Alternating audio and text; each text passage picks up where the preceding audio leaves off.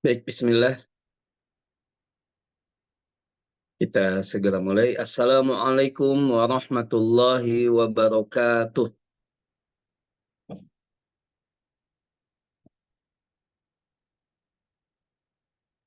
Innal hamdalillah nahmaduhu wa nasta'inuhu wa nastaghfiruh wa na'udzu billahi min sururi anfusina wa min sayyiati a'malina. May yahdihillahu fala mudhillalah wa may yudlil fala hadiyalah. Asyhadu an la ilaha illallah wahdahu la syarikalah wa ashhadu anna Muhammadan abduhu wa rasuluh. Qala Allah Ta'ala, ya ayyuhalladzina amanu taqullaha haqqa tuqatih wa la tamutunna illa wa antum muslimun. Wa qala aidan, ya ayyuhalladzina amanu taqullaha wa qulu qawlan sadida yuslih lakum a'malakum wa yaghfir lakum dhunubakum wa man yuti'illaha wa rasulahu faqad faza fawzan 'azima. Amma ba'du fa inna khairal hadithi kitabullah wa khairal hadi hadi Muhammadin sallallahu alaihi wasallam wa syarrul umuri muhdatsatuha wa kullu muhdatsatin bid'ah wa kullu bid'atin dhalalah wa kullu dhalalatin finnar. Bapak dan Ibu peserta Al-Baqi yang semoga dimuliakan oleh Allah, alhamdulillah Allah pertemukan kita kembali di kesempatan yang sangat membahagiakan ini. Semoga pertemuan kita ini menjadi salah satu di antara pertemuan yang diberkahi oleh Allah Rabbul Alamin, yang mendatangkan kebaikan, yang kebaikannya selalu bertambah, yang kebaikannya tidak pernah hilang. Dan juga semoga pertemuan kita kali ini menjadikan kita berilmu dengan ilmu yang bermanfaat. Ilmu yang akan membawa kita ke dalam kebaikan hidup di dunia maupun di akhirat. Bapak dan Ibu yang saya muliakan, di pertemuan kali ini saya ingin menasehati diri saya dan juga mudah-mudahan bermanfaat bagi Bapak Ibu semuanya terkait kita sebagai seorang pendidik. Karena kita adalah seorang pendidik. Kita menjadi pendidik tidak harus menjadi seorang guru di sekolah, ustadz atau ustadzah di ma'had atau di pondok, atau juga menjadi dosen di perguruan tinggi. Kita sebagai pendidik tidak harus menjadi itu semua karena keberadaan kita di rumah kita, bersama keluarga kita, terutama bagi yang telah memiliki anak-anak, maka hakikatnya sebagai orang tua, kita adalah seorang pendidik. Karena itu para ulama memberikan nasihat untuk para pendidik yang mengajarkan kebaikan, yang mengajarkan Al-Quran dan Sunnah, bukan secara lafaz saja, tapi juga nilai-nilai yang dipraktekkan sehari-hari. Maka kita membutuhkan ilmu dan nasihat dari para ulama bagaimana kita agar lebih baik menjadi seorang pendidik. Karena itu saya sarikan beberapa nasihat dari para ulama kita untuk kita para pendidik. Yang pertama, para ulama kita mengingatkan tentang keutamaan kita menjadi seorang pendidik. Agar kita jangan melupakan fungsi kita minimal di rumah sebagai seorang pendidik. Apalagi kalau kita di sekolah, apalagi kalau kita di ma'had atau di pondok pesantren. Kita jangan sampai melupakan diri kita sebagai seorang pendidik. Karena betapa banyak Mereka orang tua yang memposisikan diri hanya sebagai ayah atau ibu yang merawat, memberikan makanan, menyiapkan kebutuhan anak-anak, baik ke rumah, pakaian, dan kebutuhan tersier atau kebutuhan sekunder, sebatas itu saja. Tanpa menjadikan diri mereka sebagai seorang pendidik. Mereka merasa fungsi mereka telah diambil oleh sekolah, telah diambil oleh ma'had, sehingga mereka nggak merasa perlu mendidik anak. Bahkan naudzubillah min dzalik, ada sebagian orang tua karena merasa nggak sanggup menjadi seorang pendidik, orang tua ini mengirimkan anaknya ke sekolah-sekolah berasrama atau ke ma'had atau ke pondok pesantren dengan tujuan apa? Supaya orang lain yang mendidik anaknya. Karena dia merasa tidak sanggup untuk mendidik anaknya. Padahal fungsi pendidikan itu melekat dengan orang tua. Walaupun anak sudah masuk pondok pesantren, walaupun anak sudah masuk sekolah berasrama. Artinya, ia tetap seorang pendidik yang harus melaksanakan fungsinya sebagai pendidik. Nah, karena itu, para ulama pertama kali menasihati kita agar kita tahu betapa utamanya menjadi seorang pendidik. Di antaranya Allah Ta'ala berfirman dalam Al-Quran surah Al-Jumu'ah ayat yang kedua. Huwaladzi ba'atha fil ummiyina rasulam minhum yatlu alaihim ayatihi wa yuzakkihim wa yu'allimuhumul kitaba wal hikmah. Dialah Allah yang mengutus kepada kaum yang ummi, yang buta huruf, Rasul di antara mereka, yang membacakan ayat-ayatnya kepada mereka, menyucikan mereka, wa yu'allimuhumul kitaba wal hikmah, dan mengajarkan mereka Alkitab dan hikmah. Keutamaan sebagai seorang pendidik yang pertama, ia adalah menjadi pengikut Rasulullah SAW. Karena Rasul dipilih oleh Allah sebagai utusan di antara fungsinya, yaitu untuk wa yu'allimuhumul kitaba wal hikmah. Untuk mengajarkan mereka Alkitab dan hikmah. Bukan secara lafaz saja, tetapi makna praktek sehari-hari. Tentu saja kita ingin anak-anak kita, murid-murid kita, mereka mengikuti Alkitab dan As-Sunnah. Walaupun kita tidak mengajarkan lafaznya, karena mungkin kita bukan ahlinya Al-Quran. Kita bukan ahlinya hadis. Tetapi pengamalan Al-Quran dan hadis, kita ajarkan keseharian mereka semampu kita. Kalau kita melakukan itu semua, maka kita telah menjadi pengikut yang mencontoh suri tauladan terbaik, yaitu Nabi kita Muhammad SAW. Artinya kita berada di jalan sebagaimana jalan Nabi kita Muhammad SAW. Kalau kita memposisikan diri kita sebagai seorang pendidik dan melaksanakan fungsi tersebut dengan baik. Karena itu tidak rugi menjadi seorang pendidik. Walaupun para orang tua umumnya atau guru-guru telah lelah dan letih mengajarkan bidang yang mereka kuasai. Tetapi ketika mereka juga mengajarkan Al-Quran dan Sunnah, maka mereka telah mengikuti jalan Nabi SAW. Kemudian, yang kedua, keutamaan menjadi seorang guru atau pendidik. Allah Ta'ala berfirman, kuntum khaira ummatin ukhrijat linnas ta'muruna bil ma'ruf wa tanhauna 'anil munkar wa tu'minuna billah. Kalian adalah umat terbaik. Umat terbaik yang pernah dilahirkan untuk manusia, dikeluarkan untuk manusia. Kita umat Islam, Allah sebut dengan khaira ummah.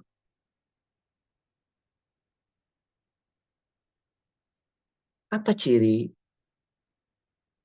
sebagai umat terbaik?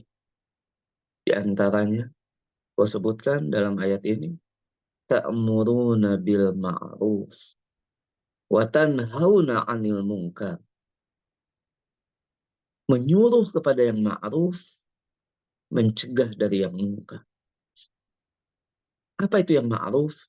Yang ma'ruf adalah yang sesuai dengan Al-Quran dan Sunnah yang sahih. Yang munkar, yang menyelisih Al-Quran dan As-Sunnah. Maka ketika kita mendidik anak-anak kita di rumah dengan agama, di atas Al-Quran dan Sunnah yang sahih, ala fahmi salaful ummah, lalu kemudian kita bersabar di atasnya,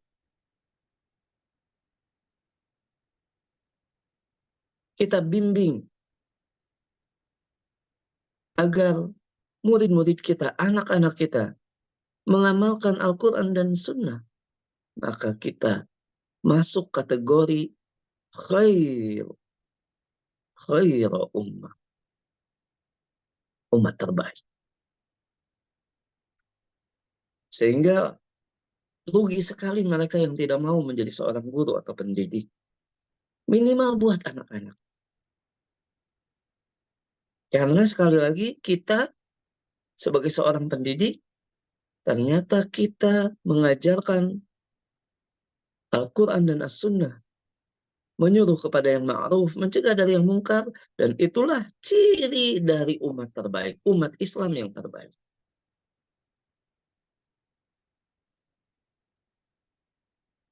Walaupun sekali lagi, tidak harus Bapak Ibu menjadi guru di sekolah, atau di ma'had, atau di pondok pesantren. Tidak harus. Karena menjadi seorang ibu, seorang bapak, orang tua yang memiliki anak-anak, mendidik anak-anak, maka ini juga sudah menjadi ciri-ciri umat terbaik. Apalagi kita membantu mendidik lingkungan sekitar kita. Teman-teman bermain anak-anak kita. Karena mereka juga akan mempengaruhi anak kita. Kita membuat komunitas bagi mereka. Bermain atau di rumah kita. Kita berikan nasihat-nasihat kebaikan bagi mereka. Aktivitas-aktivitas bermanfaat. Walaupun kita bukan guru di sekolah atau di ma'had atau di pondok pesantren, kita sudah melaksanakan fungsi umat terbaik. Ta'muruna bil ma'ruf wa tanhauna 'anil munkar. Apalagi kalau kita bisa menjadi seorang pendidik di sekolah. Murid kita entah berapa banyaknya. Setiap tahun berganti.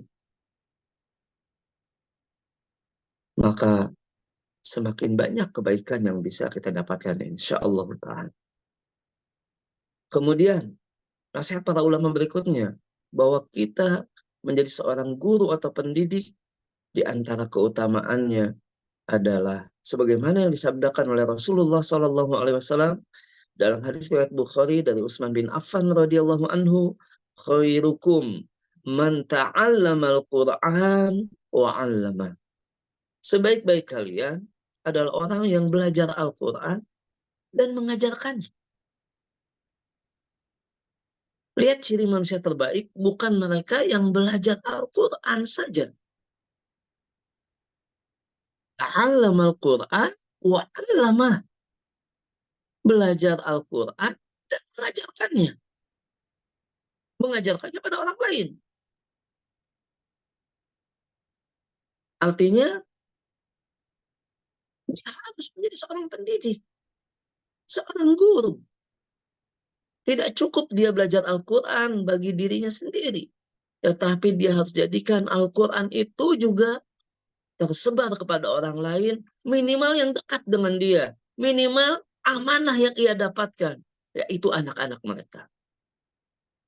Dan yang dikatakan oleh Syekh Al-Utsaimin rahimahullah ta'ala, makna dari mengajarkan Al-Quran bukan secara lafzi saja, tapi maknawi.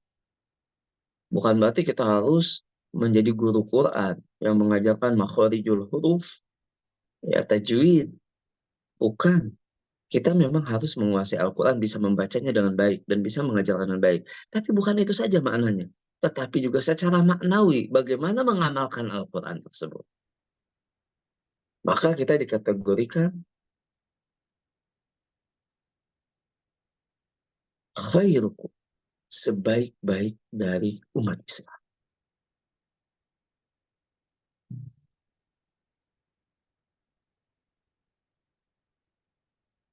Tentu kita ingin menjadi yang terbaik. Namun jangan sampai kita hanya ingin menjadi terbaik dari sisi dunia aja. Memiliki harta yang lebih banyak, memiliki kedudukan yang lebih tinggi, memiliki pengaruh yang lebih kuat. Tidak, tapi kita ingin menjadi yang terbaik termasuk dalam urusan akhirat yang telah Allah sebutkan, yakni melalui hadis ini kita menjadi yang terbaik ketika kita belajar dan mengajarkan Al-Quran.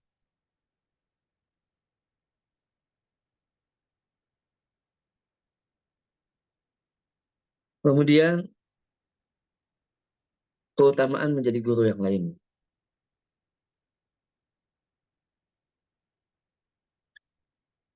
Sebagaimana yang disabdakan oleh Nabi kita Muhammad Sallallahu Alaihi Wasallam dalam hadis riwayat At-Tirmidzi dan At-Tabrani dalam Al-Mu'jamul Kabir. Dari Abu Umamah Al-Bahili radhiyallahu anhu bahwa Rasulullah Sallallahu Alaihi Wasallam bersabda, Inna Allaha wa malaikatahu wa ahlas samawati wal ard hatta namlata fi juhriha wa hatta al-hut la yusalluna ala muallimin nasil khair. Sesungguhnya Allah, para malaikatnya, semua makhluk di langit dan di bumi, sampai semut di dalam lubangnya,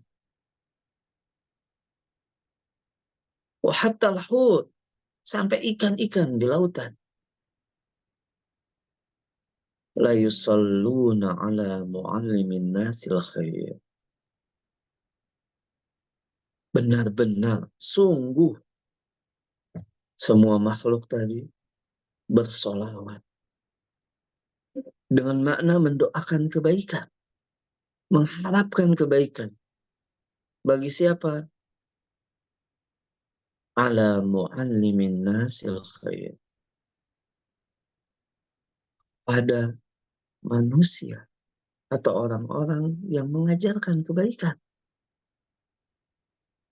Muallimin nas, mengajarkan kepada manusia al-khair, kebaikan. Artinya apa? Artinya seorang pendidik yang menginginkan kebaikan di atas Al-Quran dan As-Sunnah ala fahmi salaful ummah, sunnah yang sahihah, maka Allah inginkan ia baik. Dan itu sebetulnya cukup. Kalau Allah kehendaki kebaikan bagi kita, maka itu sebetulnya cukup. Tapi ternyata Nabi Shallallahu Alaihi Wasallam bersabda, bukan cuma Allah yang menginginkan kita baik, tetapi para malaikat, bahkan seluruh makhluk yang taat kepada Allah, baik yang di langit maupun yang di bumi, sampai semut yang ada di dalam lubang-lubang, dan juga sampai ikan yang ada di lautan yang begitu banyaknya, yang tidak bisa kita hitung saking banyaknya. Semuanya menginginkan juga kebaikan bagi para pengajar kebaikan. Kepada muallimin nasil khair, yang mengajarkan kebaikan bagi manusia. Tentu saja, al-khair di sini adalah maknanya kebaikan, yakni Al-Quran dan As-Sunnah as-sahihah ala fahmi salaful ummah. Itulah kebaikan. Termasuk hal-hal yang bermanfaat bagi manusia yang tidak bertentangan dengan Al-Quran dan Sunnah yang sahih, itu kebaikan.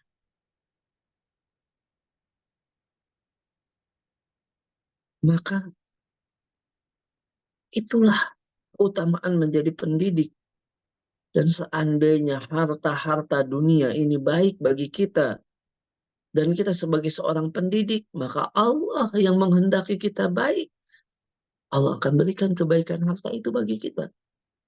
Dan kalau seandainya harta-harta dunia itu bagi kita seorang pendidik mungkin tidak baik, akan membawa kepada keburukan, membuat kita terlena, membuat kita terlupa. Bisa jadi harta itu Allah tahan karena Allah ingin kebaikan bagi kita. Sehingga kunci kebaikan, maka kita berusaha menjadi seorang pendidik di atas Al-Quran dan Sunnah yang sahih ala fahmi salaful ummah. Minimal buat anak-anak kita, buat keluarga kita. Minimal buat itu. Lebih-lebih buat lingkungan kita. Lebih-lebih buat kaum muslimin menjadi seorang pendidik, menjadi seorang guru.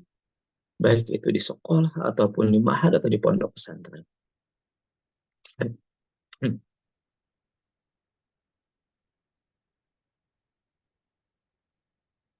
Lalu kemudian keutamaan menjadi guru yang lainnya, agar kita bersemangat, komitmen, dan konsisten menjadi seorang pendidik, menjadi seorang guru. Yakni dari hadis Abu Mas'ud Uqbah bin Amir al-Ansari radhiyallahu anhu, yang diriwayatkan oleh Imam Muslim, hadis nomor 1893. Di mana Rasulullah Shallallahu alaihi wasallam bersabda, "Man dala ala khairin falahu mithlu ajri fa'ilihi." Barang siapa yang menunjuki kepada kebaikan, mendala ala khairi, falahu mithlu ajri fa'ilihi, maka ia mendapatkan pahala seperti pahala orang yang mengerjakan.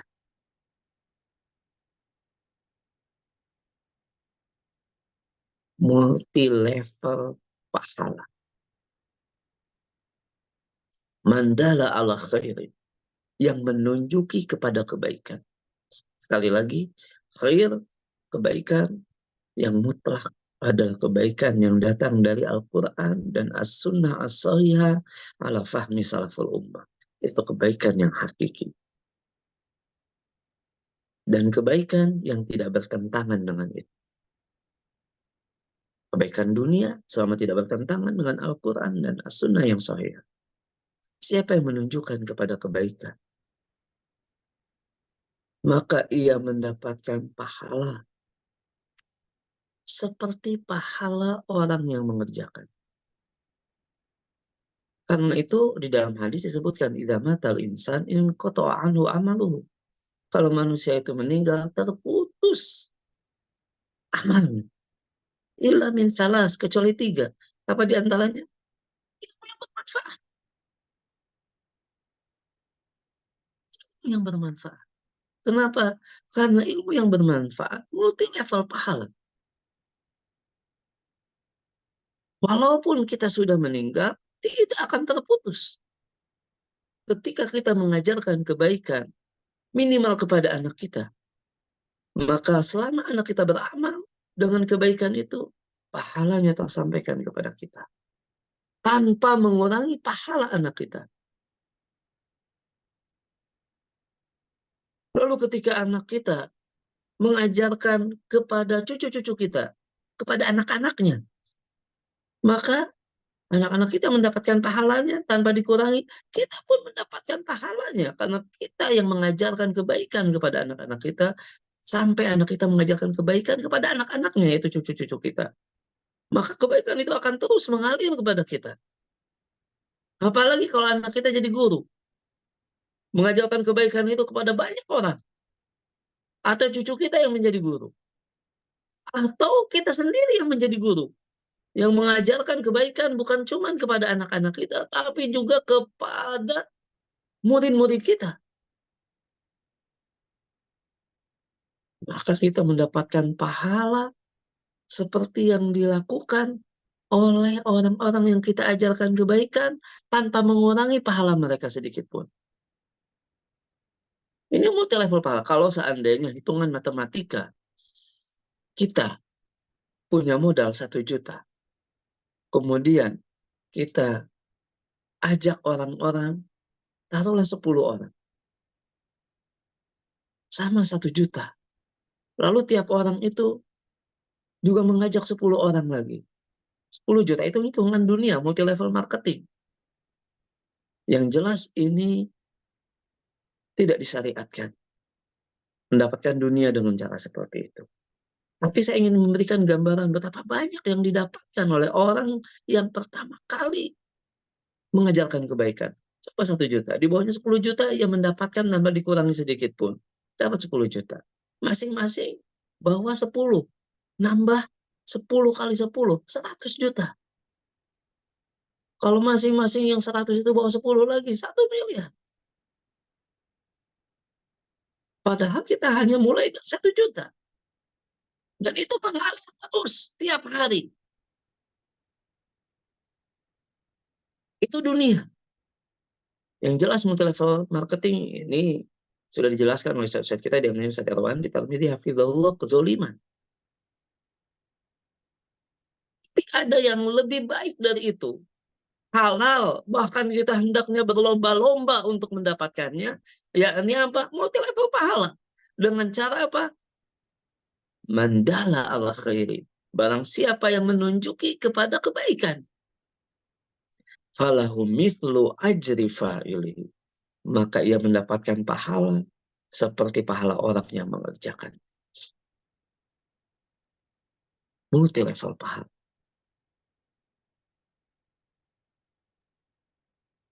Jadi menjadi pengajar kebaikan. Ilmu yang bermanfaat. Ilmu yang mendatangkan amal soleh. Jangan berpikir ilmu hanya sedikit. Itu nggak bermanfaat. Tidak. Kita pasti memiliki ilmu. Sedikit atau banyak. Dan kalau kita menginginkan ilmu itu menjadi multi level pahala. Menjadi ilmu yang bermanfaat. Yang tidak akan terputus dengan kematian kita. Maka ajarkan ilmu itu pada orang lain. Agar kebaikan juga didapatkan oleh orang lain. Walaupun sedikit, apalagi kalau punya ilmu banyak.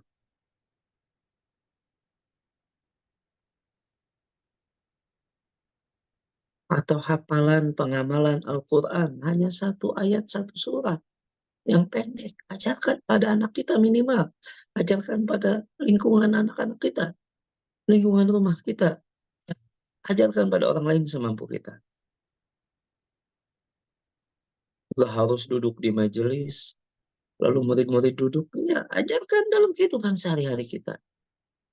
Karena kita hendaknya menjadi seorang pendidik atau guru. Makanya senada dengan hadis yang lainnya dari Nabi kita Muhammad Shallallahu Alaihi Wasallam, "Man sana fil Islami sunnatan hasanatan, falahu ajruha wa ajru man amila biha ila yaumil qiyamah." Barang siapa yang memulai memberikan contoh kebaikan di dalam Islam. Terkadang kita tidak perlu mengucapkan ilmu, terkadang orang sudah memiliki ilmu. Orang hanya butuh contoh dari kita, kebaikan, pengamalan dari ilmu. Maka kita contohkan kebaikan itu. Ketika orang melihat contoh kebaikan dari kita, maka orang pun berbondong-bondong untuk mengikutinya, maka kita mendapatkan pahala. Sebagaimana asbabul wurud dari hadis ini, ketika Nabi menghimbau para sahabat untuk bersedekah, maka mereka yang pertama kali berlomba-lomba untuk memenuhi seruan Nabi, sehingga orang-orang berbondong-bondong mengikuti seruan Nabi. Mereka yang pertama ini mendapatkan pahalanya dan pahala orang-orang yang mengikuti mereka. Sehingga kita harus berlomba-lomba. Fastabiqul khairat. Berlomba-lomba dalam kebaikan. Kalau kebaikan jangan nunggu orang lain. Kesempatan kita untuk mendapatkan multi level pahala. Hendaknya dalam kebaikan kita jadi yang pertama.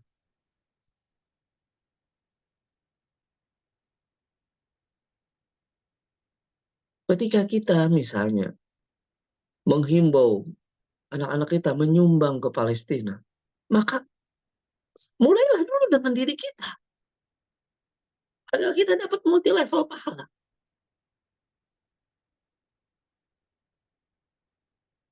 Berikan dulu contoh.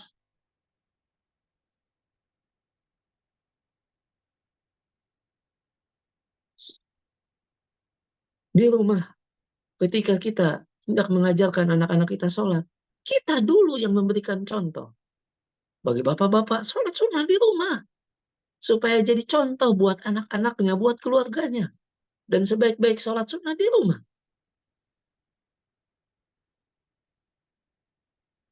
Bukan berarti tidak boleh sholat sunnah di masjid. Cuman ada fungsi pendidikan. Ada fungsi sebagai seorang pendidik yang kita harus laksanakan di rumah. Menjadi contoh bagi anak-anak kita. Agar anak kita melihat kita sholat. Sehingga ketika kita mengajak mereka sholat, maka kita sudah memulainya dengan contoh kebaikan. Dengan sunnah hasanah. Ini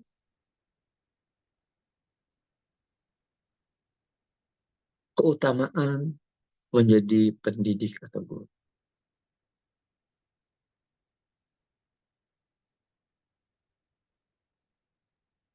Semoga ini memotivasi kita untuk menjadi pendidik, menjadi guru, minimal untuk keluarga kita di rumah. Minimal buat anak-anak kita, pasangan kita. Apalagi kalau bisa untuk lingkungan sekitar kita. Apalagi menjadi pendidik buat anak-anak kaum muslimin. Karena begitu besar keutamaan menjadi seorang pendidik, maka para ulama memberikan wasiat, nasihat yang ditekankan. Saking pentingnya. Bagi kita semua. Apa wasiat yang diberikan kepada kita sebagai seorang pendidik? Yang pertama adalah ikhlas.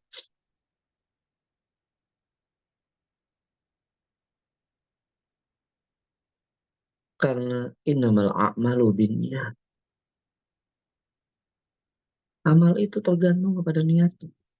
Walaupun besar ganjaran yang Allah janjikan, kebaikan yang Allah tetapkan buat orang-orang yang mu'allimin nasil khair, tapi semua itu akan sia-sia. Ikhtiar kita, upaya kita, susah payah kita, waktu yang kita korbankan akan sia-sia.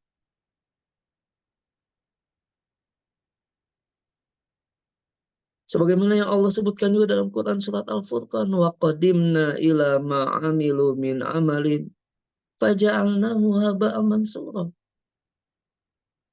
Amal sebesar apapun tanpa ikhlas, Allah jadikan seperti haba'an mansura, debu-debu yang berterbangan. Tidak bermanfaat, bahkan mengganggu, merusak.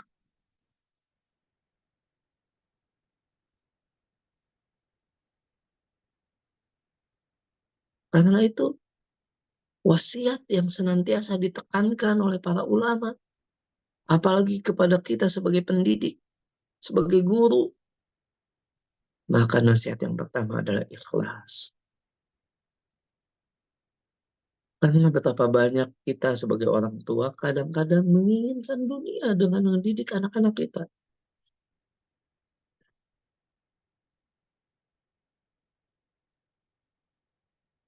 Terkadang kita mendidik anak-anak kita dengan nasihat dunia. Supaya engkau lebih sukses dari ayahmu. Supaya engkau lebih baik dari orang tuamu. Dari sisi dunia yang diharapkan. Ayahmu punya kedudukan, punya harta seperti ini. Kan harus lebih baik dari ayahmu. Dunia. Kalau kamu nggak belajar sungguh-sungguh, nanti kamu hidup akan miskin. Fakir. Nggak bisa seperti kita sekarang ini. Punya rumah, punya mobil. Kau akan susah. Tahu orang yang nggak belajar betul, lihat jadi peminta-minta, gelandangan, pengemis, pemulung. Dunia.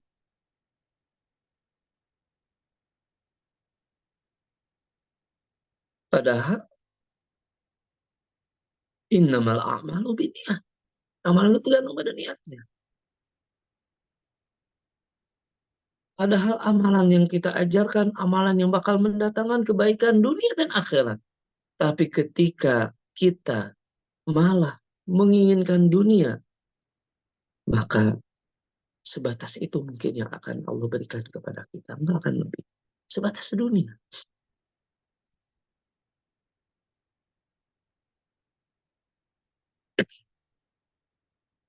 Padahal wal akhiratu khairu wa abqa. Akhirat itu lebih baik dan lebih kekal.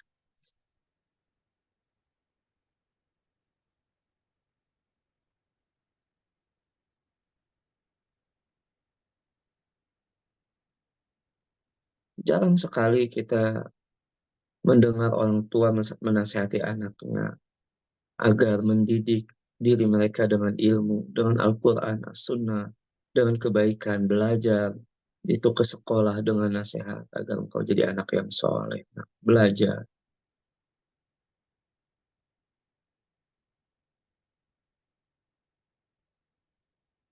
Ketika anaknya menunjukkan perilaku yang tidak baik, nah ilmu yang bermanfaat, itu ilmu yang mendatangkan amal soleh. Kalau kamu berkata yang tidak baik, berbuat dengan yang tidak baik, jangan sampai ilmu kamu menjadi ilmu yang tidak bermanfaat. Di dunia kamu rugi, di akhirat lebih rugi. Banyak kan orang tua hanya memperhatikan aspek dunia. Anaknya belajar, yang ditanya nilai, yang ditanya jumlah hafalan, yang ditanya hafalan teman-teman yang lain sampai mana, target kelasnya mana, kamu di atas target atau di bawah target, atau sesuai dengan target. Itu lebih kepada jumlah hafalan, bukan dari kebaikan pengamalan. Sehingga terkadang anak-anak merasa cukup udah belajar, hafalan gue udah banyak. Padahal kita sering kali melihat anak-anak yang menghafal Al-Quran, adab akhlaknya jauh dari Al-Quran. Kenapa? Karena nilai-nilai kebaikan dari Al-Quran kurang diperhatikan. Hanya dari sisi lafaz saja, walaupun ini baik. Tetapi ada hal lain yang dilupakan.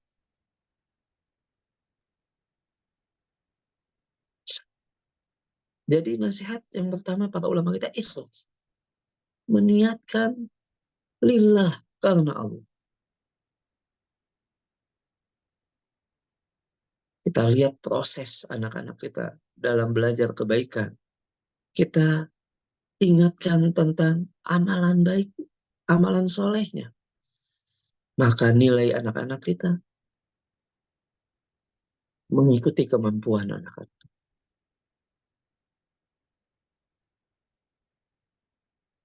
Kenapa? Karena nasihat ikhlas akan mendatangkan kesabaran. Karena yang dia harapkan ganjaran dari Allah, bukan dunia. Kalau yang diharapkannya dunia, kita mudah marah, mudah emosi, hanya gara-gara dunia.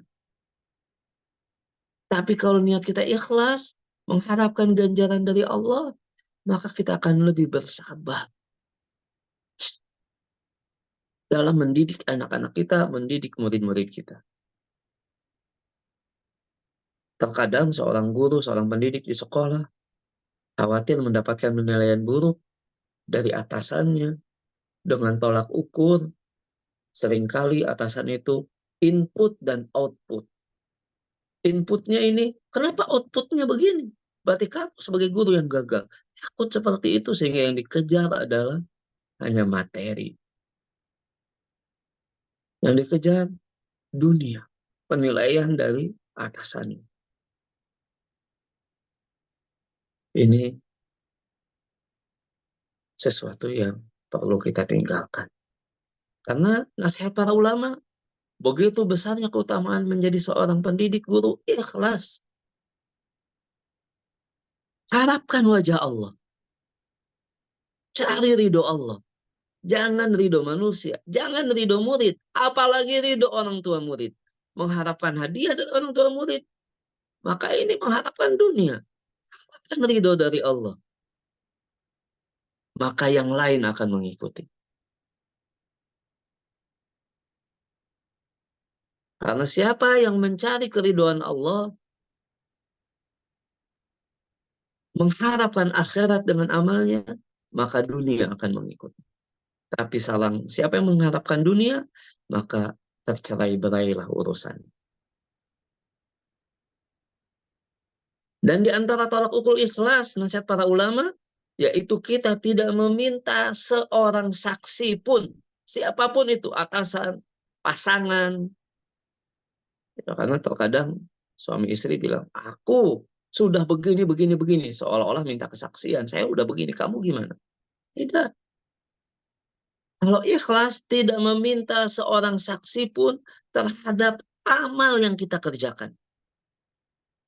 Kita hanya butuh Allah sebagai saksi kita. Dan juga kita tidak mengharapkan balasan dari siapapun selain dari Allah Subhanahu wa ta'ala. Maka inilah ikhlas.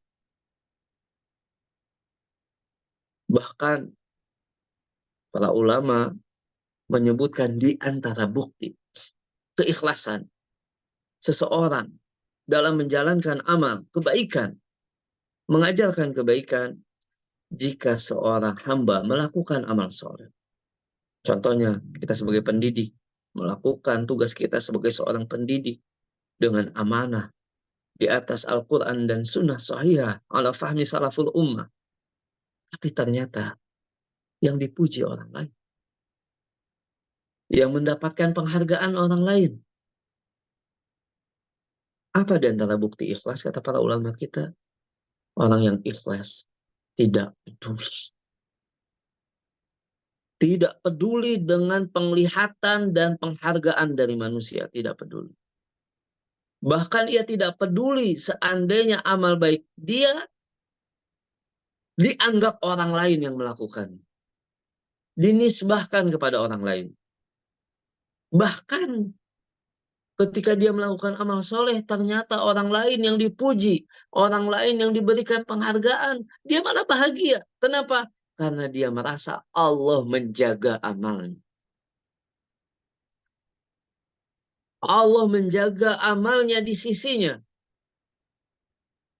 Karena betapa banyak penghargaan dan penilaian dari manusia membuat datangnya ria, sum'ah, merusak keikhlasan. Dia merasa Allah menjaganya. Dia malah bahagia. Harusnya dia yang mendapatkan penghargaan. Tapi ternyata yang dapat penghargaan orang lain. Seorang suami istri yang mendidik misalnya istrinya karena berada di rumah. Oh, disebutnya anaknya Bapak Fulan. Yang disebut bapaknya. Seorang istri yang ikhlas, dia bahagia. Allah menjaga amal. Seorang guru kelas beserta asistennya. Asistennya sudah berusaha sebaik mungkin mendidik di atas Al-Quran Sunnah yang sahih, ala fahmi salaful ummah. Dan ketika berhasil, yang mendapatkan hadiah, kenaikan pangkat, wali kelas. Harusnya kalau dia ikhlas, dia bahagia. Allah menjaga amalnya. Itu di antara bukti utama keikhlasan dalam amal. Dan inilah sulitnya ikhlas dalam beramal. Karena itu Nabi Shallallahu Alaihi Wasallam mengajarkan kepada kita doa. Allahumma inna na'udzubika an nusyrika bika syai'an na'lamu wa nastaghfiruka lima la na'lamu. Ya Allah, aku berlindung kepadamu dari berbuat syirik kepadamu. Tidak ikhlas, sedangkan aku mengetahui.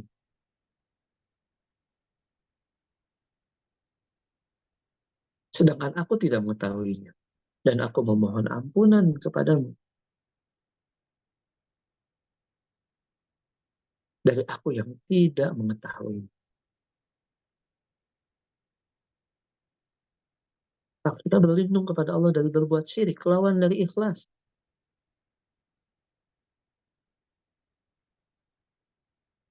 Sedangkan kita tahu dan kita mohon ampun kepada Allah dari kesyirikan yang kita lakukan, yang kita tidak sadari, tidak ketahui. Karena di dalam hadis riwayat Hakim disebutkan syirik itu seperti semut hitam yang berjalan di batu hitam di gelap malam. Terkadang kita sendiri nggak sadar kalau kita sudah menyekutukan Allah dari sisi niat-niat kita.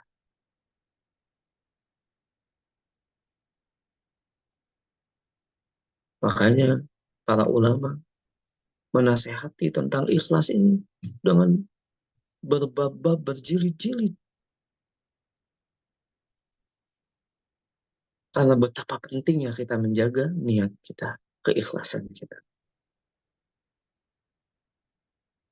Sebagaimana juga Allah berfirman dalam Quran surah Al-Bayyinah, "Wa ma umiru illa liya'budullaha mukhlishina lahuddin." Padahal mereka tidak disuruh kecuali supaya menyembah Allah dengan memurnikan ketaatan kepada lahuddin, dalam agama yang lurus. Surat Al-Bayyinah itu.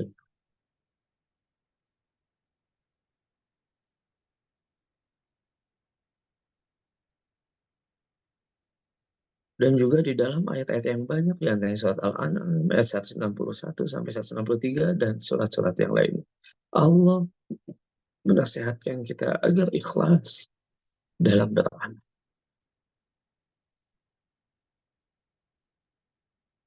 Nasihat yang kedua, para ulama setelah menasihatkan agar kita sebagai seorang pendidik ikhlas dalam beramal, juga menasihatkan kita agar bertakwa kepada Allah.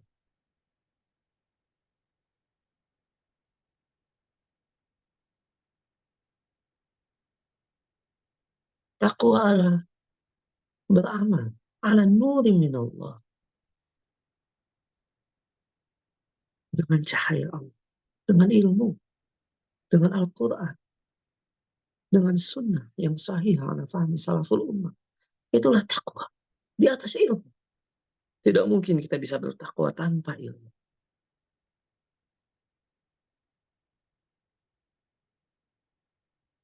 Meninggalkan maksiat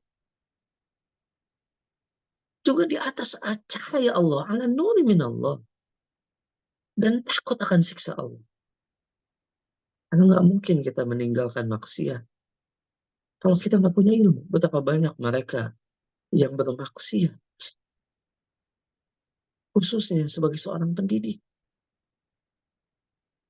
bermaksiat dalam tugasnya karena nggak punya ilmu, melalaikan tugasnya, melalaikan waktu, korupsi waktu,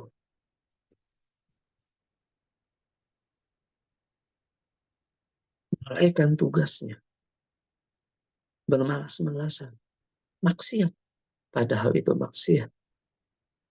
Apalagi dia sudah diberikan ujrah, gaji untuk melaksanakan tugasnya. Dia sudah melakukan akad. Aufu bil uqud. Hendaknya di atas akad-akad. Tapi dia khianat dengan akadnya. Ini maksiat. Kalau kita melakukan maksiat, maka kita akan melihat pengaruhnya pada murid-murid kita. Bisa jadi anak-anak kita melawan kita, tidak patuh pada kita, melakukan kedurhakaan kepada kita. Asalnya, sebabnya adalah maksiat yang kita lakukan sebagai seorang pendidik, sebagai seorang tua yang menjadi seorang pendidik. Makanya Al-Imam Auza'i juga menasihatkan, jangan kau melihat kecilnya kemaksiatan, tetapi lihatlah keagungan zat, yaitu Allah, yang engkau bermaksiat kepadanya. Karena itu seorang pendidik bekalnya adalah ilmu agar bisa meninggalkan maksiat di antaranya. Agar bisa bertakwa. Karena takwa tidak bisa tegak kecuali kita meninggalkan maksiat. Bukan sekedar melaksanakan perintah saja. Tapi juga meninggalkan maksiat. Kita butuh ilmu. Karena itu di dalam nasihat para ulama, araftu syarra la lisanin walakin li tauqifi. Wa ma lam ya'rifu khairan minasyarri yaqa fihi. Aku kenali keburukan bukan untuk berbuat buruk. Artinya aku belajar tentang keburukan bukan untuk berbuat buruk, melainkan untuk meninggalkannya. Wa ma lam ya'rifu khairan minasyarri yaqa fihi. Dan siapa yang tidak bisa membedakan antara kebaikan dan keburukan, yaqa fihi, pasti terjerumus ke dalam keburukan itu, kepada kemaksiatan itu. Karena itu Al-Imam Az-Zahabi di antaranya, di antara para ulama, juga ulama yang lain. Imam Zahabi contohnya sampai mengarang kitab Al-Kabair tentang dosa-dosa besar. Kenapa? Karena orang harus tahu tentang dosa-dosa besar agar bisa meninggalkannya. Karena kalau nggak tahu, sadar nggak sadar dia akan melakukan dosa besar. Betapa banyak orang melakukan dosa besar dan dia nggak sadar kalau itu dosa besar. Kenapa? Nggak punya ilmu. Makanya nasihat yang kedua, bertakwa. Dan takwa tidak akan bisa tegak tanpa ilmu. Dengan mengetahui mana yang perintah, mana yang dilarang. Karena takwa melaksanakan perintah Allah dan menjauhi larangan Allah. Sehingga kita harus punya ilmu tentang perintah dan larangan. Dan juga di dalam ayat Allah sudah sebutkan, yang bertakwa, kita sebagai seorang pendidik guru, butuh pertolongan Allah. Menjadi pendidik itu nggak mudah. Mendidik anak nggak mudah. Apalagi menjadi pendidik anak orang lain sebagai guru. Nggak mudah. Kita butuh pertolongan Allah. Wa may yattaqillaha yaj'al lahu makhraja.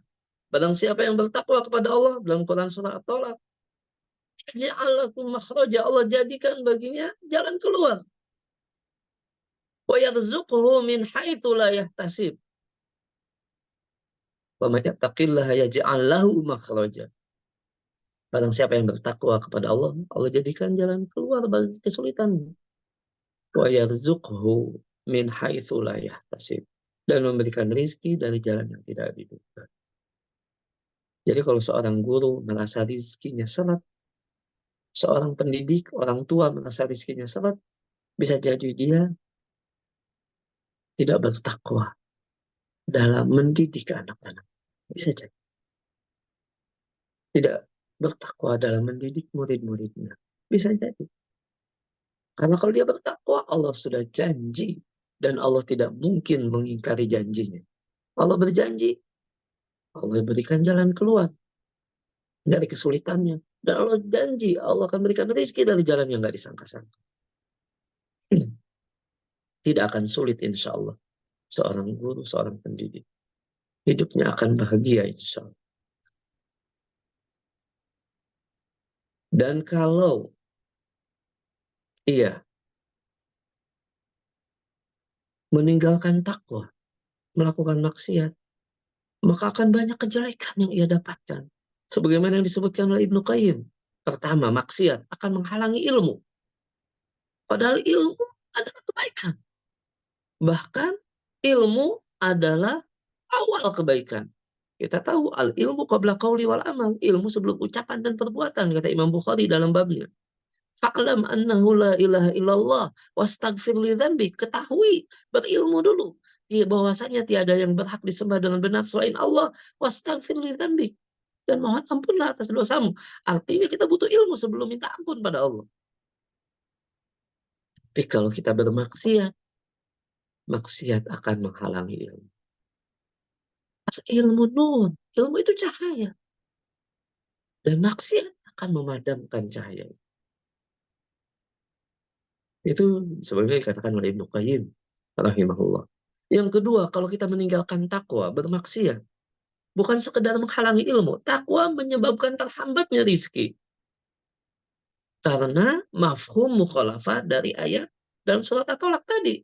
Barang siapa yang bertakwa kepada Allah, Allah berikan jalan keluar, dan Allah berikan rizki dari jalan yang nggak disangka-sangka. Kalau nggak takwa, berarti Allah akan sempitkan, hambatkan rizki. Sehingga orang yang nggak bertakwa, tapi dia tidak dihambat rezekinya. Khawatir ini istidraj, ketidakpedulian Allah, pembiaran Allah kepadanya. Naudzubillah min dzalik. Justru kita ngeri kalau Allah sudah nggak peduli lagi kepada kita, kebaikan untuk kita. Kita tidak bertakwa, tapi Allah berikan rezeki yang luas. Seolah-olah Allah ingin jerumuskan kita. Jadi bagi mereka yang merasa melakukan maksiat, tapi rezekinya ternyata Allah berikan luas, justru harus lebih takut daripada yang bermaksiat yang Allah sempitkan rezekinya. Artinya apa? Itu pengingat dari Allah. Sedangkan yang bermaksiat tapi rezekinya luas, Allah sudah tidak peduli dengan istidraj. Kalau kita meninggalkan takwa, bermaksiat, menyebabkan hati gelisah.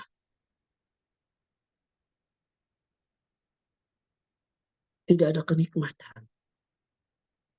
Sehingga walaupun harta dimiliki, kedudukan dipunyai, anak-anak banyak, tetapi ternyata hatinya gelisah. Tidak ada kenikmatan dalam hatinya. Ring hatinya. Baik kita lihat para pelaku maksiat, yang mungkin kita lihat tertawa-tawa, bermewah-mewah, ternyata narkoba. Kenapa? Hatinya kering. Karena Allah udah mengancam, "Wa man a'rada an dzikri fa inna lahu ma'isatan dhanka." Barang siapa yang berpaling dari peringatanku, kata Allah, fa inna lahu ma'isatan dhanka, maka sungguh baginya kehidupan yang sempit. Siapa yang berpaling dari peringatan Allah, bermaksiat, hidupnya pasti sempit. Pasti. Ini ancaman Allah. Bisa jadi rizkinya diluaskan sebagai bukti ketidakpedulian Allah. Istidraj. Dibiarkan oleh Allah. Tapi hatinya sempit. Dia bisa tertawa, tapi hatinya menangis. Dia bisa menghibur orang, melucu kepada orang, tapi hatinya kering. Seperti mayat yang tidak dapat merasakan sakit atas luka yang mengenainya. Kalau hatinya telah mati. Terkadang pelaku maksiat, hatinya mati, sehingga dia tidak lagi merasakan gelisah. Hati yang mati, ini jauh lebih mengerikan.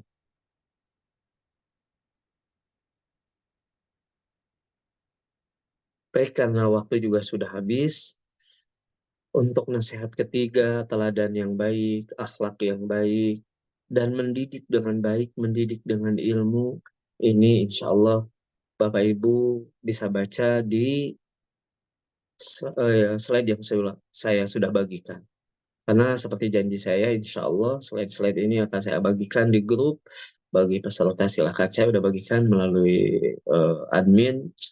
Semoga sudah dibagi kepada Bapak Ibu semua. Kalau belum, mudah-mudahan segera dibagi. Karena slide dari awal sampai nanti insya Allah ini silahkan bisa Ibu Bapak ambil sebagai nasihat yang bisa dibaca kapan saja.